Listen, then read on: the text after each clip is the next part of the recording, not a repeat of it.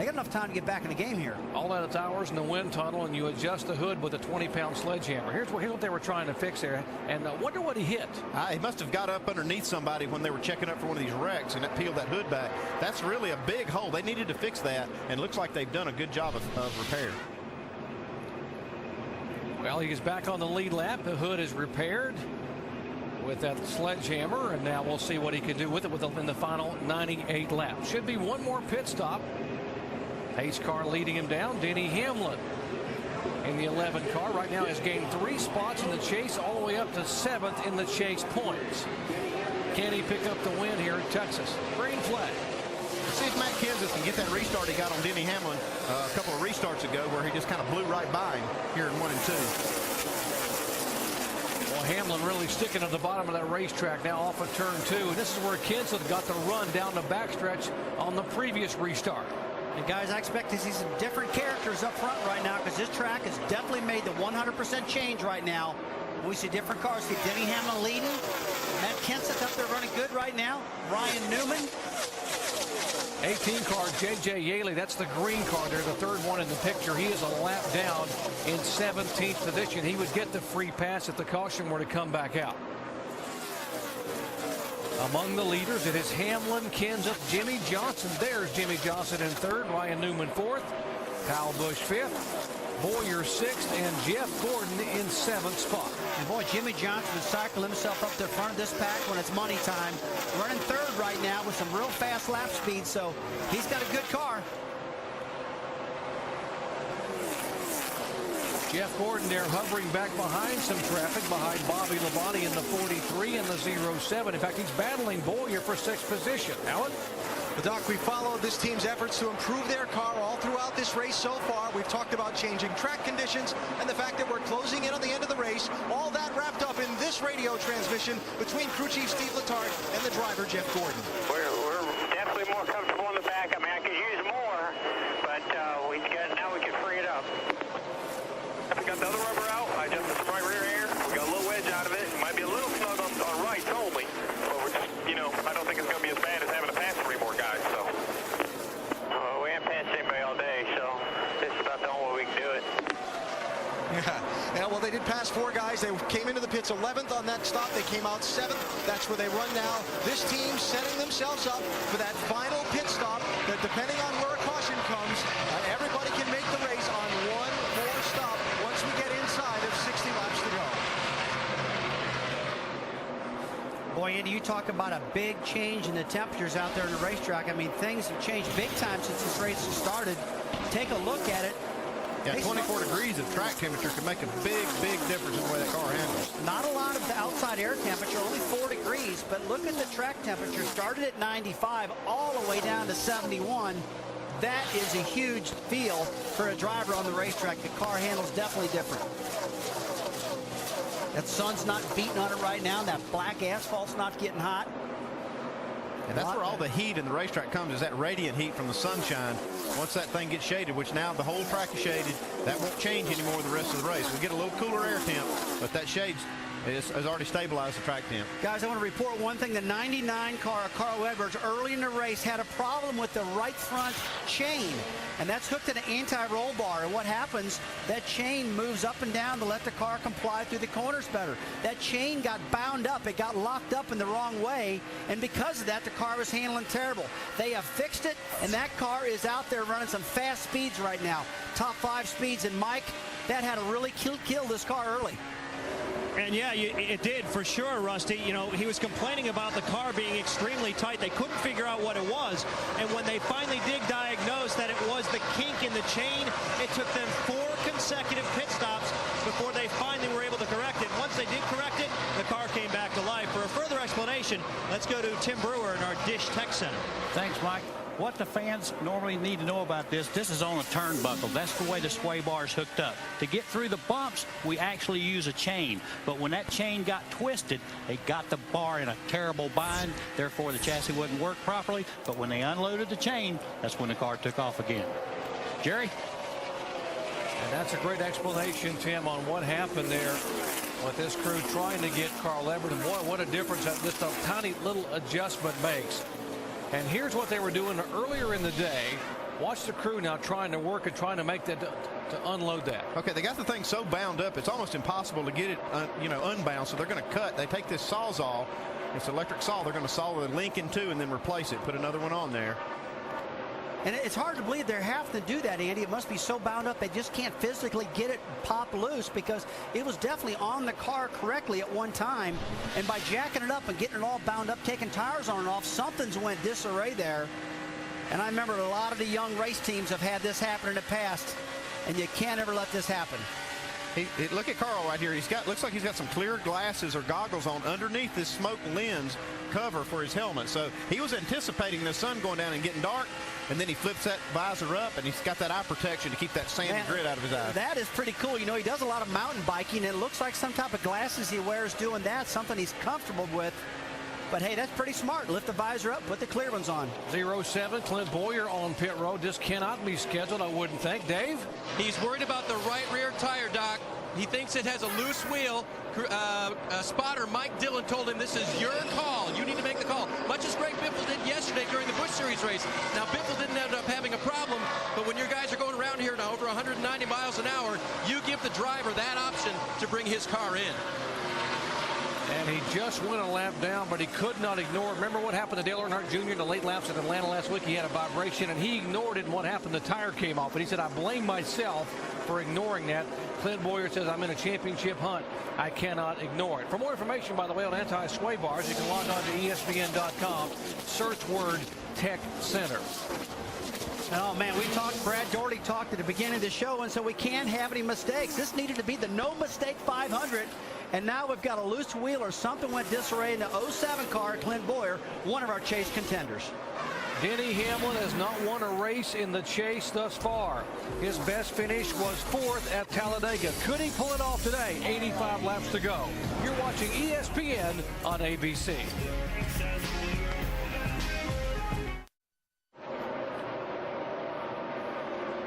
Welcome back to the Dickies 500. Beautiful sunset here in West Texas. Glad to have you with us here. Texas Motor Speedway. Beautiful aerial shots, courtesy of our good friends at Goodyear, the official tire of NASCAR, helping NASCAR drivers get to the finish line for over 50 years. Crowd of 190,000 plus on hand here. Race number 8 in the chase. Jeff Gordon, Jimmy Johnson, neither one had ever won at Texas Motor Speedway. And here are the guys that have stumbled this year. Here are the worst finishes of the 12 drivers in the chase. You see Clint Boyer's worst finish is 12th. But folks, he came on the pit road because he had a tire issue, and guess what? They changed right side tires, Andy, and he had to come back in. I saw that car come in, and they said they were going to change right sides because he had a vibration, and that almost never works out to just change 2 tires, because for one thing, you don't let the driver make that decision. You know, with all due respect, Rusty, the driver can't tell whether that thing's loose, which side it is. They just know they got a vibration. They can't tell. I totally agree with you, Andy. When that car gets loose, you think it's a right rear, the vibrating, but you know the rear axle's hooked together, so you can't tell if it's a right rear or left rear. They left it up to Clint to make the decision. He said right sides, and son of a gun if it wasn't the lefts. Dave? Well, there's some more information here, guys, and that's why it looks a little confusing down here in the 07 pit.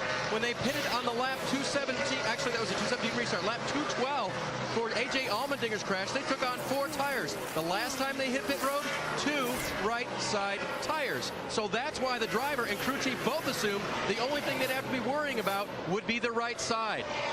Well, I guess, Dave, there is a little logic in that, but last week we saw Dale Earnhardt Jr. lose the left rear tire after just changing right side tires on his last pit stop. Same thing, but sometimes it takes, 40, 50 laps for the thing to get plenty loose, but, still just every time that happens, I change 4 tires. That's just my rule, and I don't let the driver make that decision. And, Andy, you're exactly right. I mean, this is said, it's always bites you more than it helps you. I mean, very seldom do you see a driver or a crew chief make the right call under those circumstances. Just one of those things.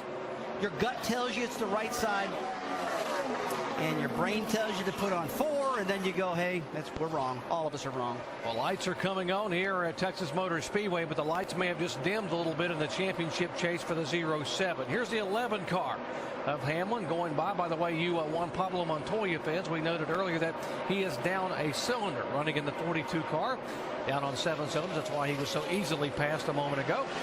Hamlin the leader, Kenseth running in 2nd spot, and Jimmy Johnson back in 3rd. More on Denny Hamlin. Let's check in with Jamie Little. Well, Doc, I tell you what, this race is going to come down to who was prepared for these dark conditions. Rusty was touching on it with Carl Edwards. He was prepared. But in talking to some teams, they didn't know what to expect because of daylight savings. Well, one team that was prepared, Denny Hamlin's crew. I talked to Mike Ford, his crew chief, earlier today, and he told me we're going to end this race under the lights. He said we're going to build in enough adjustability that as that track cools down and tightens up, we will be able to be in the top 5 at the end. And if we're in the top 5, we can win this thing. Right now, guys, it's getting cooler. Denny Hamlin is dominating. Mike? You talk about a team that is really hungry for a win. That is certainly the 17 team of Matt Kenseth. I spoke with Robbie Reiser this morning, and he said they've worked harder this year than they've worked in any of the last 4 years, and they've got the least to show for it. Only one victory so far. And he said the way the chase has gone, completely opposite of the way the season began. He said at the beginning of the season, they were taking underperforming race cars to the track and squeezing a top 10 finish out of it. Here, it's been just the opposite in the chase. They've had top 10 cars, but no results to show for it. They're trying to change that this afternoon, running very strong in second, looking for just their second win of the season. Remember, this 17 car back in the spring was passed on the white flagged lap. Matt Kenseth had led 16 consecutive laps and then was passed by Jeff Burt on the white flag lap to take the win away. So obviously he is hungry. And by the way, you talk about coming back. This team, 17 team, back-to-back top 5 finishes in the chase. 5th at Martinsville, 4th at Atlanta last week. This team getting stronger as the chase progresses. I mentioned something last week about this, but Matt Kenseth started this chase on a little different strategy than he normally goes. He's going for the lead right here, but he's been doing this, where he sits back, waits till this time of the race to take this thing to the front. Now he's doing what he does the best. He's doing it right here late in the race instead of trying to charge early. That's not been his style. Boy, take a look at this duel they got going right now, though, Andy. I mean, you see the 11 car, Denny Hamlin on the bottom. He's got the momentum on the top of the track, and Matt's he's tired of following him. He's trying to get it done on the bottom. He's trying to see if he can clear him as he exits the corner, and is it going to happen? No. They're side by side again down the back straightaway. Matt says, enough of this. I'm tucking back in. Or maybe not. Or maybe not. Now he's got a last car to deal with, which is going to help Denny get that momentum and keep it. Keep the lead. That's Johnny Sauter down there in the 70 car. He had the 7 car to deal with a moment ago, and Robbie Gordon, as he was making the pass, and had to back out just slightly to give Robbie Gordon some room on the bottom of the track. You guys, take a look at the right side of your screen. You see Jimmy Johnson starting to creep in this picture right now. He's in 3rd, and he's getting closer and closer to him coming down this back straightaway. His lap times are excellent. He's running down the top 2 right now. Remember, there will be one more scheduled pit stop, Andy Petrie, a crew chief, as you start thinking about that. And you were talking about, as you watch the battle of Hamlin go back by, now you're formulating strategy for what's going to happen on this final stop. And do you gamble now? Do you try to make it a quick stop here? Or do you make it an ordinarily 4-tire stop? Well, you just wait and see. Depends on which position you're talking about, Doc. If you're one of these leaders, you look at how big of a lead you have, how good your car is, and then whether you can afford to gamble. If you got a big lead and your car's really good on 4 tires and you think you got enough time to get it back, you get 4. But some of these guys are going to gamble and maybe take 2 tires or do something for track position. Boy, these guys are going at it. Well, they are. We've seen drivers take 2 tires more than I ever expected they would take today, Andy. I mean, generally 4 tires are your friend, but 2 tires are tending to get the job done pretty good here today, and nobody really expected that. Remember what happened at Atlanta a week ago? It was a gutsy call on the final pit stop. We talked about the guys that have to make the difficult calls on pit road. How about these guys? 2 separate lines, about 30 feet apart on the racetrack, and they come right almost together coming up off the corner. And Jerry, that's the coolest feel when you get a lot of momentum and you pass the guy on the outside. But while this has happened, take a look at Jeff Gordon. He's Clint Boyer, and boy, Clint's in trouble because he's off the pace. He's a lap down. He's 2 laps down. Boyer is right now. Yeah, but look at Jeff Gordon is now 12th. He's falling back in the field, and so Jimmy Johnson is now 3rd. He's gaining some points big time. And remember, a year ago, Jimmy Johnson took the point lead after this race in Texas and never looked back. Laps are winding down. Back in a moment.